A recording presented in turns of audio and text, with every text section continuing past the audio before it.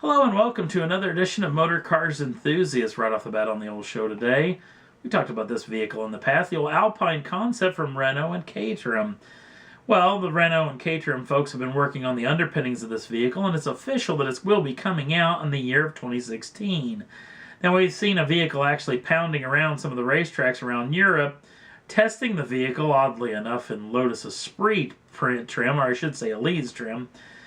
But that being said, all the underpinnings being the same, Caterham and Renault said that they're going to have completely different design languages, completely different skin on the outside, which is a little bit odd if they were looking to save money on this situation. I think the cars would look the same. You think they both look like this, which looks amazing. But apparently they're going to look completely different, which in theory could be a good thing as well. Next up on the list, you guys probably remember this particular model. It's the M3 GTS. Now, BMW built this as being somewhat of the track day star, and it's a fantastic looking car to boot. And this thing was well heralded between the BMW race drivers, not to mention the BMW faithful, and the journalists alike, as saying this was quite the little performance car. Hearing rumors float about that BMW is going to bring it back in the M4 edition, which I couldn't be more excited about. Pretty sweet situation. Nothing official from BMW as of yet, but I, on one hand, am hoping that this is exactly what's going to happen. Next up on the list, we're going to tell a little story about the have and the have-nots when it comes to the high end of sports cars coming from the United States. The haves being General Motors and the brand new Stingray Corvette. This thing is supposedly selling like hotcakes. In fact, there's a waiting list now. If you go into your General Motors dealership today and order one of these cars, you're going to wait between 6 months and a year to receive your automobile, which is a pretty good situation, especially in the dealer network, because they've realized the demand is there, and they're charging a premium of $20,000 over the price of the sticker price of these particular model, which is a situation General Motors not real happy about because it's bringing sales down a tad bit, and not to mention they don't get to see any of that 20 grand as the dealership is keeping that. Good situation as far as in the overall scheme of things. But these vehicles are just leaving the Bowling Green plant as we speak.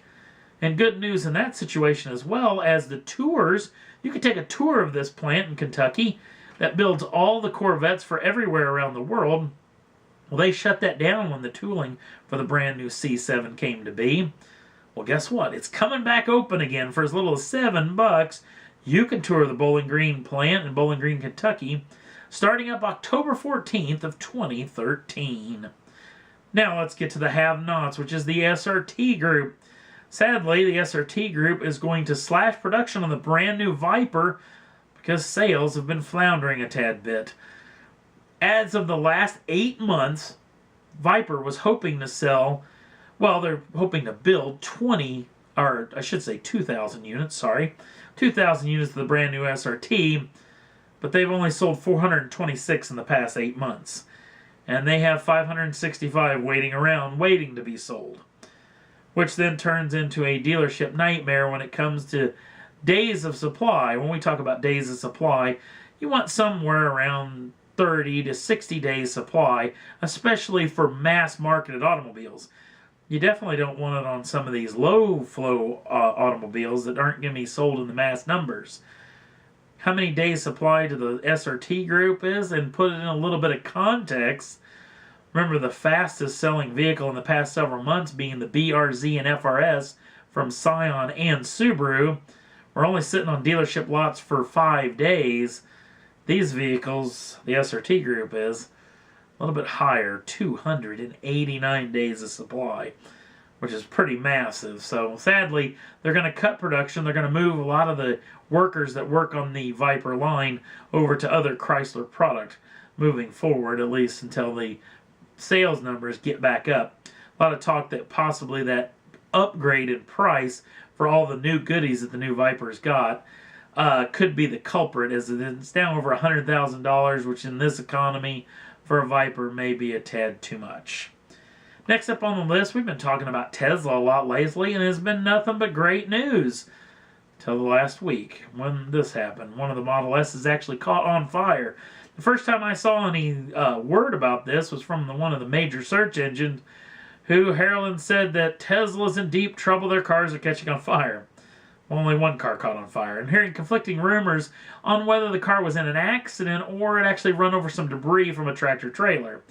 We're hearing that from Tesla, that actually ran over some debris, pierced the casing on the actual battery unit itself.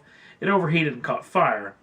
Hearing conflicted rumors as well on whether the vehicle was actually warning the driver to shut the car down, but the driver didn't heed the warning. Now, that being said, the driver actually has come out and said that he will buy another Tesla as soon as he can, but that being said, he's also a big investor in Tesla, so of course he's going to say that.